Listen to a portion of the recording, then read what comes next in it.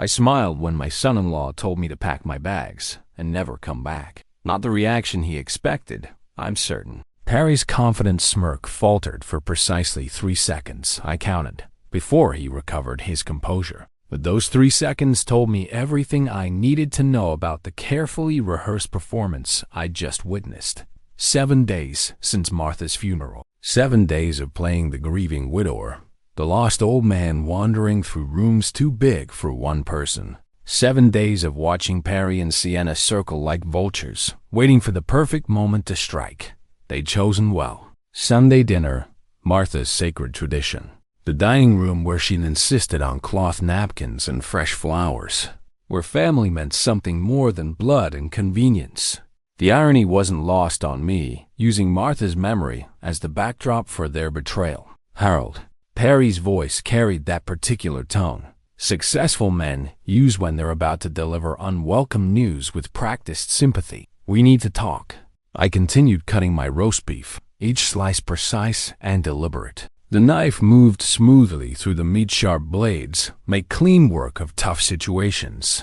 Thanks for listening. If you feel like this story might reach you somehow, follow the channel. That way, you help me bring more stories like this, and we grow with every life we learn from. Sienna shifted in her chair, the sound of fabric against leather whispering her discomfort. My daughter, who once believed I could fix anything with patience and determination, now fidgeted like a child caught in mischief. Her wedding ring caught the light as she twisted it, a nervous habit she'd developed since marrying Perry. This house, Perry began, gesturing around the room with proprietary confidence. It's too big for one person. Too big. As if square footage was the measure of a man's worth. As if 23 years of mortgage payments and maintenance meant nothing more than excessive square footage. I took another bite, chewing thoughtfully. Interesting perspective, I said finally. Martha always said it was just right. Perry's jaw tightened almost imperceptibly. He'd never liked Martha's quiet authority, the way she could deflate his pronouncements with gentle observation. Even in death, she remained a force to be reckoned with. Martha's gone, Harold. The words were meant to wound, delivered with surgical precision. Time to face reality. Reality, such a flexible concept in Perry's world. His reality involved leveraging other people's grief for personal gain. My reality involved consequences for such behavior. Sienna finally spoke, her voice carrying forced brightness like a hostess trying to salvage a failing dinner party. Dad, we're worried about you rattling around in here alone. Rattling around, like loose change in an empty pocket, like something broken and purposeless. The phrase hung in the air between us, revealing more about their perception of my worth than any direct insult could have managed.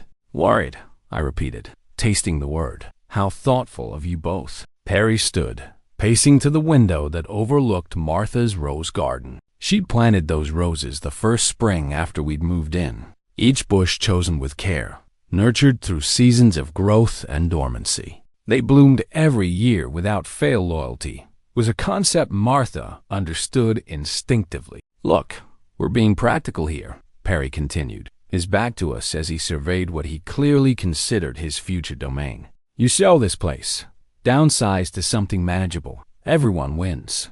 Everyone wins. The phrase echoed with hollow cheerfulness, like a game show host announcing consolation prizes. Everyone except the man whose life they were dismantling with casual efficiency. A nice apartment, Sienna added quickly, words tumbling over each other in rehearsed haste. No maintenance, no worries. Freedom, freedom. They were repackaging exile as liberation, foreclosure as opportunity. The audacity was almost admirable in its thoroughness. I set down my fork and studied my daughter's face. Where was the girl who'd once defended injured birds, who'd cry if she accidentally stepped on flowers? When had compassion been replaced by calculation? When had my little girl learned to weaponize worry? And if I refuse? The silence stretched between us like a taut wire, humming with tension. Perry turned from the window, straightening his shoulders with the confidence of a man who held all the cards. Don't make this more difficult than it needs to be, Sienna said, her voice hardening into something I barely recognized. Difficult, as if my attachment to the home I'd shared with my wife was mere stubbornness. as if 23 years of memories were obstacles to be overcome rather than treasures to be preserved. Perry returned to his seat with the measured movements of a predator closing in for the kill. His next words were delivered with calculated brutality, each syllable designed to wound. "Now that your wife is dead, grieve, pack your suitcases, and never come back." There it was. The mask finally dropped, revealing the cold ambition beneath Perry's facade of concern. Martha reduced to your wife, not my mother-in-law, not the woman who'd welcomed him into our family. Just an inconvenient obstacle, now conveniently removed. Dead. Pack. Never come back. Each word was a carefully aimed arrow, shot with the precision of someone who'd been planning this moment for months, perhaps years. I waited for Sienna to gasp, to protest, to show some fragment of the daughter I'd raised. Instead, she nodded. "Perry's right, Dad. It's time." Something crystallized inside me in that moment, not crystallized. Like water freezing into something harder, colder, infinitely more purposeful. The grief I'd carried for 7 days transformed into something altogether different, something useful. I stood slowly, my movements deliberate and controlled. The chair scraped against hardwood, a sound Martha had always hated. But Martha wasn't here to disapprove. Martha wasn't here to witness her daughter's betrayal or her son-in-law's cruelty. "I see," I said. 2 words that carried 38 years of marriage, 23 years in this house, 67 years of living honorably, and 7 days of grief they'd attempted to weaponize against me. I walked to the hallway closet with measured steps, each footfall echoing in the sudden silence. Behind me, Perry's voice carried smugness like expensive cologne. "Smart choice, Harold. We'll help you look at places tomorrow." I pulled on my jacket without responding. The wool was soft against my hands. Martha had chosen it, saying the color brought out my eyes. She'd had impeccable taste in everything. Clothes, furniture, people, everything except our daughter's choice of husband. The front door closed behind me with a solid click, the sound of endings and beginnings. The evening air was crisp with autumn's promise, carrying the scent of Martha's roses and the faintest hint of change. But I didn't drive home to pack my belongings or research assisted living facilities. I drove to First National Bank, where I'd been a customer for 23 years, where Patricia Morrison had handled my accounts with professional discretion, where certain arrangements had been made years ago with Martha's full knowledge and blessing. Martha had been many things: devoted wife, loving mother, community pillar, but she'd also been a banker's daughter who understood that love without legal protection was merely sentiment. She'd insisted on certain precautions, certain contingencies, certain safeguards against the very scenario we'd just witnessed. "Working late again, Mr. Henderson?" Patricia's voice held genuine warmth as she looked up from her desk. The bank's evening hours accommodated customers like me, people who preferred conducting serious business away from curious crowds. "Emergency meeting," I replied, settling into the chair across from her desk. "I need to review the Henderson family trust documents." Patricia's expression shifted to professional concern. "I'm sorry for your loss, Harold." Martha was a remarkable woman. Remarkable. Yes, she had been. Remarkable enough to foresee exactly this situation 20 years ago, when Sienna had first brought Perry home for dinner. Martha had smiled and served dessert, and later, in the quiet of our bedroom, had spoken words that now seemed prophetic. "That young man sees opportunity where he should see family," she'd said, brushing her hair with long, thoughtful strokes. "We should protect ourselves, Harold, and more importantly, we should protect Sienna from her own poor judgment." The trust documents rustled as Patricia spread them across her desk, pages of legal protection Martha had insisted upon, safeguards I'd considered unnecessary at the time. How wrong I'd been, how right she'd been. "The primary residence remains in trust," Patricia read aloud, "with Harold Henderson as sole beneficiary during his lifetime. Upon Harold's death or voluntary relinquishment, ownership transfers to Sienna Henderson Mills, contingent upon specific behavioral criteria being met." Behavioral criteria. Martha's delicate phrase for not being a greedy, ungrateful child. What specific criteria? I asked, though I remembered every word Martha had dictated to her lawyer 20 years ago. Patricia turned to page 3, her finger tracking the relevant clause. The beneficiary must demonstrate, through actions and words, respect for the primary beneficiary's autonomy, dignity, and right to remain in the family residence for the duration of his natural life. Any attempt to coerce, manipulate, or pressure the primary beneficiary to vacate the premises results in immediate disqualification. Immediate disqualification.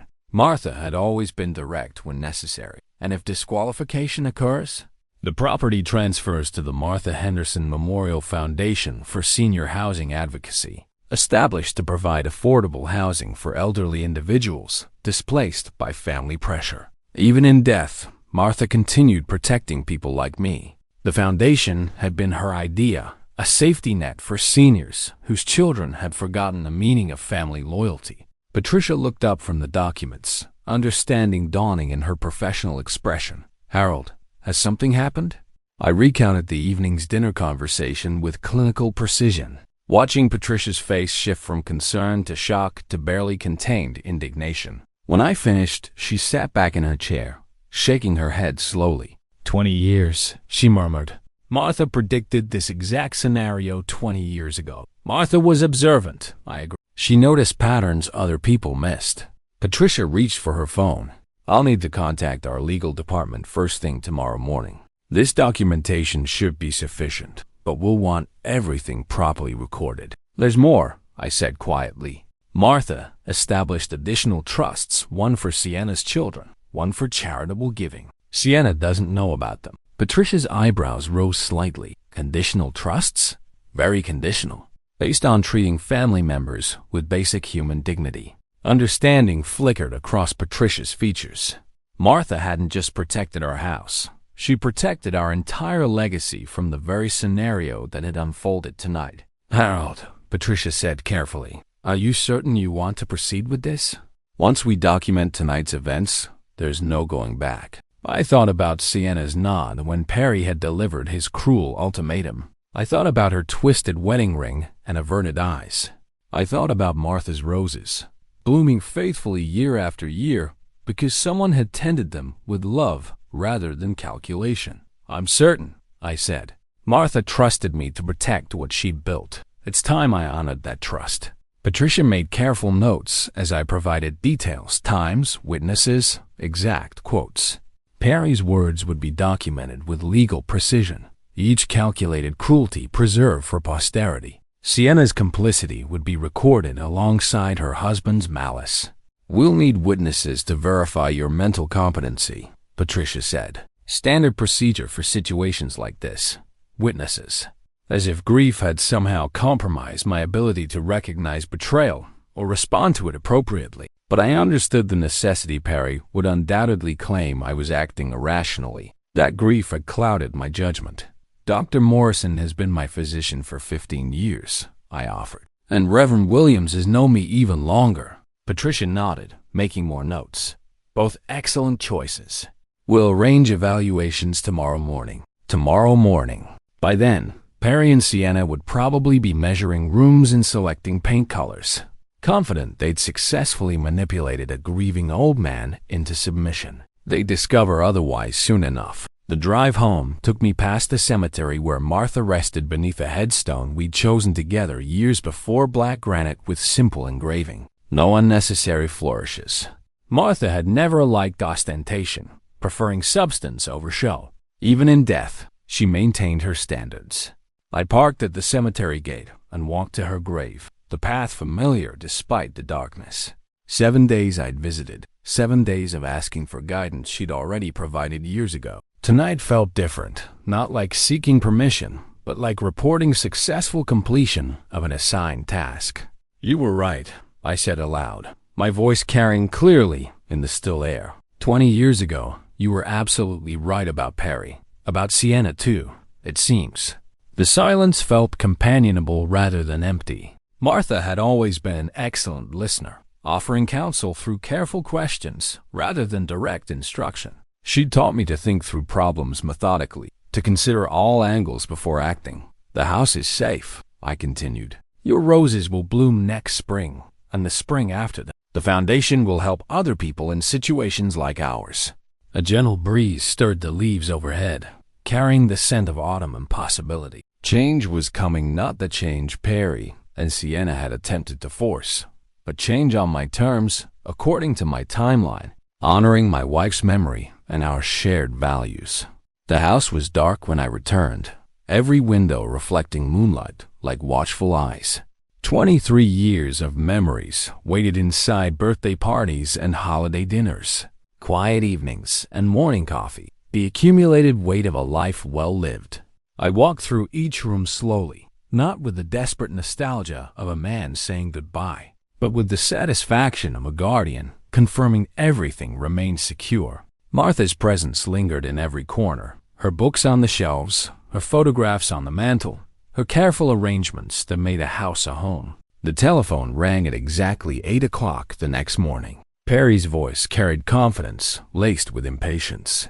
"Harold, we found 3 places for you to look at today. Senior communities with excellent reputations. Senior communities. Warehouses for inconvenient elderly relatives.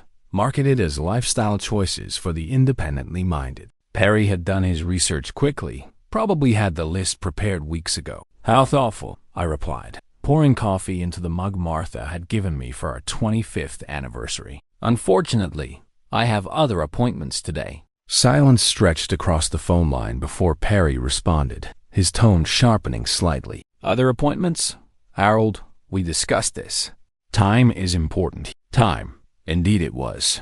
Time for Perry to discover that manipulation required willing victims. Time for Sienna to learn that choices carried consequences. Time for Martha's wisdom to prove its value. "I'm meeting with Dr. Morrison at 9, I said calmly, then with Reverend Williams at 10:30. After that, I have a lunch appointment with Patricia Morrison at First National Bank. Bank business? Perry's voice carried new alertness, the predator sensing unexpected resistance from previously compliant prey. Trust business, I corrected gently. Martha was very thorough in her estate planning. Another pause, longer this time. Perry was undoubtedly calculating, trying to determine what threats or opportunities Martha's planning might present. "Harold," he said finally, adopting a tone of forced patience, "grief can make people act irrationally. Maybe you should reconsider making important financial decisions right now." Grief making people act irrationally, like accepting children's betrayal as inevitable, like surrendering hard-won security to satisfy others' greed. Perry was right. Grief could indeed cloud judgment.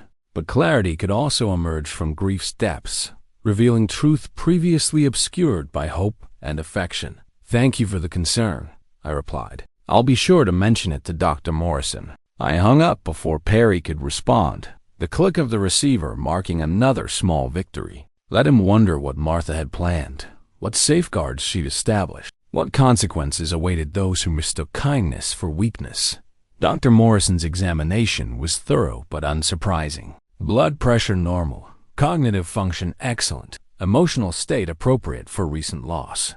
He'd known Martha and me for 15 years, had delivered both our children, had witnessed our partnership through health and sickness. "Harold," he said, removing his stethoscope with the practiced efficiency of a man who'd conducted thousands of such examinations. "You're grieving, but you're not impaired. Your judgment is sound, your reasoning clear. Sound judgment, clear reasoning. Exactly what Patricia would need to document for legal purposes. Exactly what Perry would claim I lacked when he discovered his plans had failed." "Someone suggested grief might make me act irrationally," I mentioned casually. Dr. Morrison's expression hardened slightly. He'd seen enough families destroyed by greed, disguised as concern. Enough elderly patients pressured into decisions that served others' interests rather than their own. "Grief is rational," he said firmly. "It's love with nowhere to go. Acting to protect what you and Martha built together. That's not irrational, Harold. That's honoring her memory. Honoring her memory. Yes, that's exactly what this was." Reverend Williams was equally supportive, though his approach focused on moral rather than medical considerations. We sat in his office overlooking the church garden where Martha had volunteered every Saturday morning, tending flowers and vegetables that fed both body and soul. "Martha often spoke about family responsibility," he said, his weathered hands folded carefully on his desk. Not just children's responsibility to parents, but parents' responsibility to teach children proper values. Teaching proper values. Even from the grave, Martha continued her educational efforts. She was concerned about enabling bad behavior through excessive kindness, I shared. She believed consequences were essential for character development. Reverend Williams nodded slowly. Tough love, we used to call it. Helping people become their best selves rather than indulging their worst impulses. Tough love, Martha's specialty. Delivered with such gentle firmness, the recipients often didn't realize they were being corrected until much later. She tried tough love with Sienna and Perry for years. Subtle boundaries, gentle corrections, quiet refusals to enable their worst tendencies. They'd interpreted her restraint as weakness. They'd mistaken her kindness for capitulation. Now they discover the difference between Martha's patient guidance and Martha's protective steel. The lunch meeting with Patricia was brief but conclusive. Dr. Morrison's report confirmed my mental competency. Reverend Williams's statement supported my moral authority to make decisions about my own life and property. The legal documentation was complete. The house remains yours for life, Patricia confirmed, sliding copies of the relevant documents across her desk. Any attempt to pressure you into leaving triggers the disqualification clause. Disqualification. Such a clean, professional word for what was essentially disinheritance consequences for treating family like obstacles rather than treasures. What about their financial planning? I asked. Perry mentioned they need real space. Patricia's expression remained diplomatically neutral, but I caught a glint of satisfaction in her eyes. They'll need to make alternative arrangements. The trust was quite specific about behavioral requirements. Alternative arrangements. Like learning to live within their means instead of counting on inheritance to solve their housing problems. Like treating elderly relatives with respect instead of viewing them as inconvenient obstacles to financial advancement. The phone was ringing when I returned home that afternoon. Sienna's voice carried barely controlled panic. Dad, Perry says you went to the bank today. He's worried you might be making decisions you'll regret. Decisions I'll regret. Like refusing to be manipulated by my own daughter and her ambitious husband. Like honoring my wife's memory by protecting what we built together. Like maintaining my dignity in the face of calculated cruelty. I'm quite satisfied with today's decisions, I replied calmly. Martha would approve. Dad, you're not thinking clearly. Grief. Grief has clarified my thinking considerably, I interrupted gently. It's helped me understand what really matters. What really matters.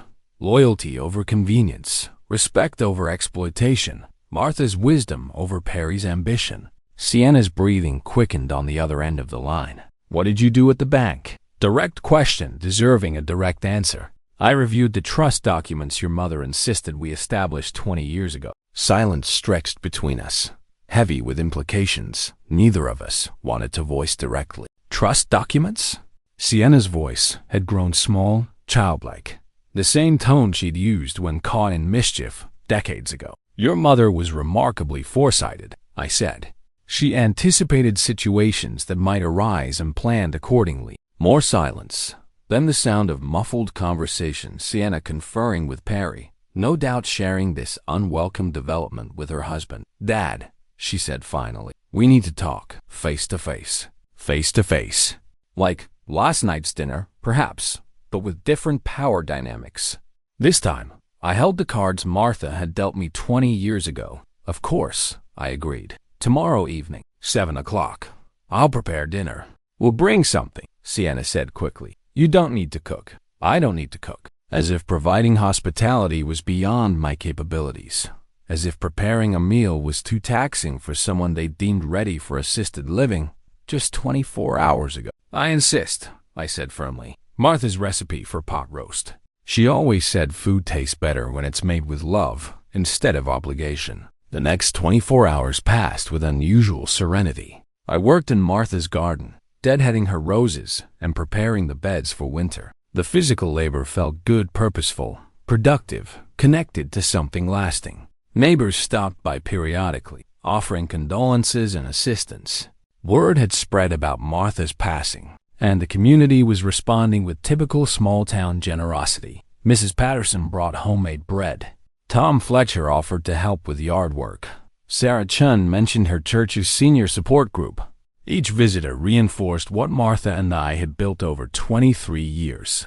Not just a house, but a home integrated into a larger community. These people knew us, respected us, valued our contribution to neighborhood stability. They saw me as Harold Henderson, valued friend and neighbor, not as burden to be managed or obstacle to be removed. Perry and Sienna arrived at exactly 7 o'clock, their faces carrying the strained politeness of people preparing for difficult negotiations. Perry wore his best suit armor for the battle he anticipated. Sienna carried flowers, peace offering or guilt offering, perhaps both. "The house smells wonderful," Sienna said, her voice carrying forced brightness. "Just like when Mom cooked. When Mom cooked." Past tense, as if Martha's influence had ended with her death. As if her recipes and traditions were museum pieces rather than living connections to her ongoing presence. "Your mother's recipe," I confirmed, leading them to the dining room where Martha's good china waited on her carefully pressed tablecloth. She insisted I learn to cook properly after her first heart attack. Said she wouldn't leave me helpless. Martha had taught me many things in our final years together: cooking, household management, financial oversight. At the time, I'd thought she was simply sharing responsibilities. Now I understood she'd been preparing me for independence, ensuring I'd never need to depend on others for basic survival. Perry cleared his throat as we settled into our seats, the same seats where he'd delivered his ultimatum 24 hours ago. The irony wasn't lost on any of us.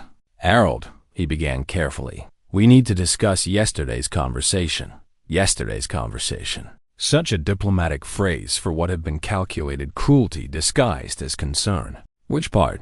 I asked, serving pot roast with steady hands.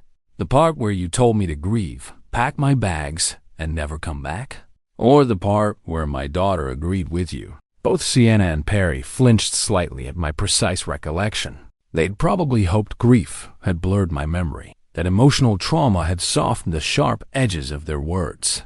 "We were too direct," Sienna said quickly. "We should have been more sensitive to your feelings." Too direct, more sensitive, as if the problem had been presentation rather than content, as if cruelty could be improved with better packaging. "Your directness was quite illuminating," I replied. It revealed perspectives I hadn't fully understood before. Perry leaned forward slightly, his expression shifting to cautious concern. "What kind of perspectives?" "Your perspective that this house is too big for one person. Sienna's perspective that I'm rattling around uselessly. Both your perspectives that Martha's death created opportunity rather than loss." Each observation landed like a small stone thrown into still water, creating expanding circles of discomfort. "That's not what we meant," Sienna protested. "We're worried about you, Dad. This house is a lot of responsibility." Responsibility. Such an interesting choice of words from someone who'd abdicated responsibility for her father's emotional welfare in favor of financial advancement. "Your mother and I chose this house carefully," I said. "Not just for the space, but for the community. We wanted to grow old here, surrounded by neighbors who knew us, in rooms filled with memories we'd created together." Perry's jaw tightened slightly. "Harold, be realistic. You can't maintain this place alone." Realistic. Perry's favorite word, used to disguise selfishness as practicality. "Actually," I said, cutting another piece of pot roast with deliberate precision, "maintenance has been quite manageable. Tom Fletcher handles the heavy yard work. Sarah Chun's son does the gutters. The Pattersons keep an eye on things when I travel." Travel. As if I had plans beyond the boundaries Perry had attempted to establish for my shrinking world. "You travel?" Sienna's voice carried surprise tinged with something that might have been guilt. "Monthly trips to visit your Aunt Rebecca in Portland. Weekend visits to the lake cabin Martha and I bought 5 years ago. I'm planning a cruise to Alaska next spring, something your mother always wanted to do." Each revelation chipped away at their narrative of helpless elderly man in need of institutional care. I wasn't deteriorating. I was living, fully, purposefully, on my own terms. Perry's expression grew calculating. "All that traveling, all those expenses, Wouldn't it be more cost-effective to liquidate assets? Simplify your situation? Liquidate assets. Simplify your situation. Corporate speak for surrendering everything Martha and I had built so Perry could benefit from all life's work. Cost-effectiveness isn't my primary concern, I replied calmly. Legacy preservation is. Legacy preservation. The phrase hung in the air like a challenge neither of them wanted to acknowledge directly. What kind of legacy? Sienna asked quietly. I set down my fork and studied my daughter's face. Still beautiful, still recognizably the child I'd raised, but marked now by choices that had hardened her features and dimmed the compassion I'd once seen there. The legacy your mother and I spent 38 years building, I said. Values like family loyalty, respect for elders, understanding that love requires sacrifice rather than exploitation. Direct hit. Sienna's face flushed slightly, and Perry's mask of concern slipped enough to reveal irritation beneath. Harold, Perry said, abandoning pretense. Let's cut to the chase. What exactly did you do at the bank yesterday? Cut to the chase. Finally, honesty about his motivations. No more fake concern. No more manufactured worry about my welfare. I reviewed the Henderson family trust, I said. Documents your mother insisted we established 20 years ago. Perry's expression grew sharp with attention. What kind of trust? The protective kind, I replied. Your mother was remarkably prescient about potential family dynamics. Sienna leaned forward, her voice urgent. What does that mean, Dad? I reached into my jacket pocket and withdrew copies of the relevant trust documents pages Patricia had prepared that afternoon, highlighted to emphasize the most pertinent clauses. It means, I said, sliding the papers across the table, that this house remains mine for life, regardless of others' opinions about appropriate living arrangements. Perry grabbed the documents, scanning rapidly while his face grew progressively paler. Sienna read over his shoulder, her expression shifting from confusion to comprehension to something approaching panic. Behavioral criteria, Perry read aloud. Respect for autonomy and dignity. Any attempt to coerce or manipulate ... His voice trailed off as the implications became clear. Your mother was thorough, I confirmed. She anticipated scenarios where family members might prioritize financial gain over family loyalty. Sienna looked up from the papers, her eyes bright with tears that might have been genuine remorse or calculated manipulation. Dad, we weren't trying to hurt you. Weren't trying to hurt me. As if intention mattered more than impact. As if accidental cruelty was somehow more acceptable than deliberate malice. What were you trying to do? I asked gently. The question hung between us, demanding honesty neither of them wanted to provide. How could they explain their motivations without revealing the selfishness that had driven their actions? Perry cleared his throat, attempting to regain control of the conversation. We were being practical, Harold, looking out for your best interests. My best interests.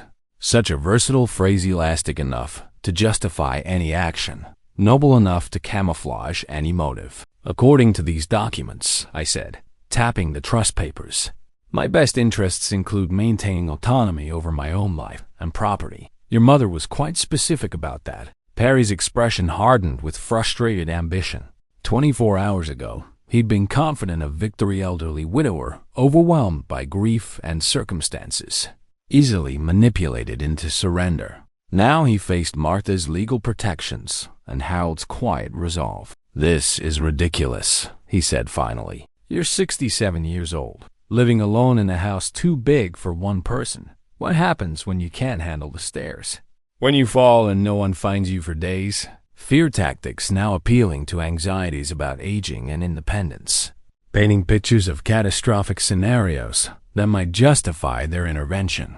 What happens, I replied calmly, is the same thing that happens to anyone facing those challenges. I'll make appropriate adjustments as needed, with input from people who have my actual best interests at heart. People who have my actual best interests at heart. The distinction was crucial: genuine care versus disguised self-interest, real concern versus manufactured crisis. Sienna's tears had started falling now, sliding down cheeks that reminded me painfully of Martha at the same age. Dad, please don't shut us out. We made a mistake, but we love you. Love, Such a complicated word, capable of justifying almost anything when properly applied. Perry loved Sienna enough to manipulate her father. Sienna loved security enough to betray family loyalty. I loved Martha enough to honor her memory by protecting what we built. Love, I said quietly, requires respect. Your mother understood that principle instinctively. More tears from Sienna, more frustrated silence from Perry. They were discovering the consequences existed for treating family members like obstacles to be removed rather than treasures to be cherished. What happens now? Perry asked finally, his voice tight with controlled anger. What happens now? The future spreading before us like an uncharted territory, shaped by choices made and boundaries established.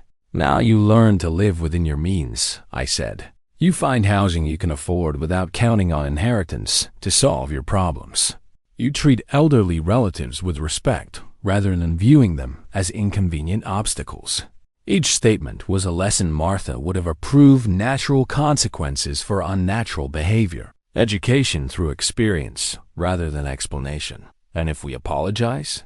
Sienna asked desperately. If we promise to do better, promises to do better. Like a child caught stealing cookies, offering future good behavior in exchange for avoiding current consequences.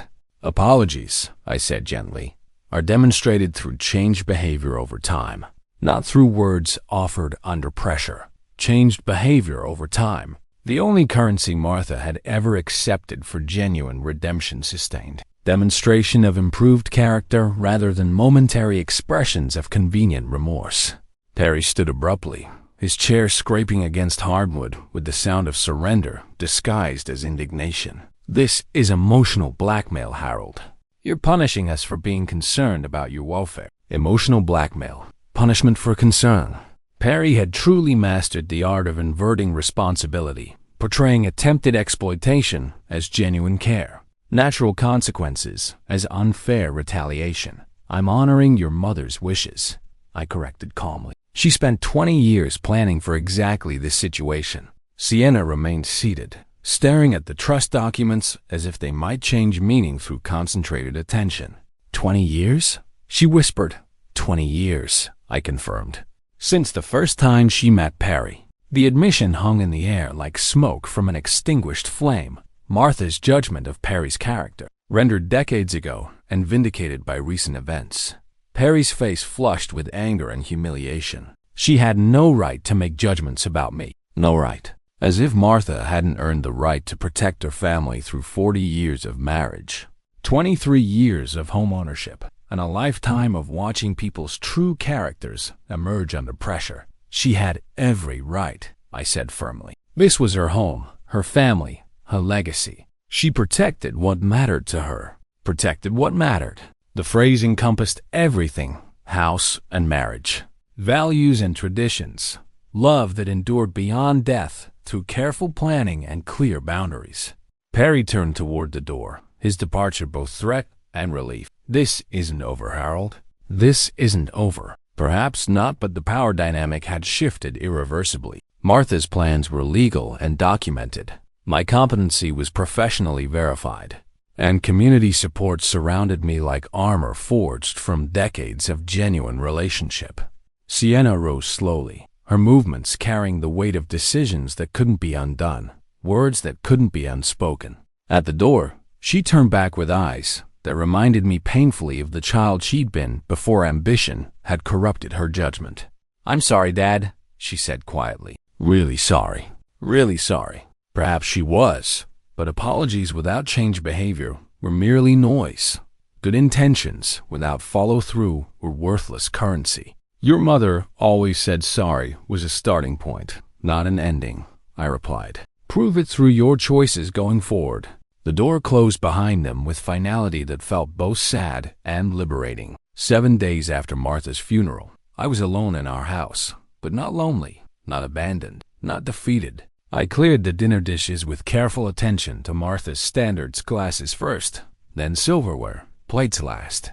Her routines had become my routines. Her care for beautiful things had become my responsibility. In the kitchen, I found the note she'd left tucked inside her favorite cookbook pages Martha had marked years ago. anticipating this exact evening. Harold, her familiar handwriting read. If you're reading this, then Perry has shown his true colors, and you've had to use our protections. I'm proud of you for being strong enough to honor our partnership even after I'm gone. The house is yours for life. The garden needs tending. The neighborhood needs your participation.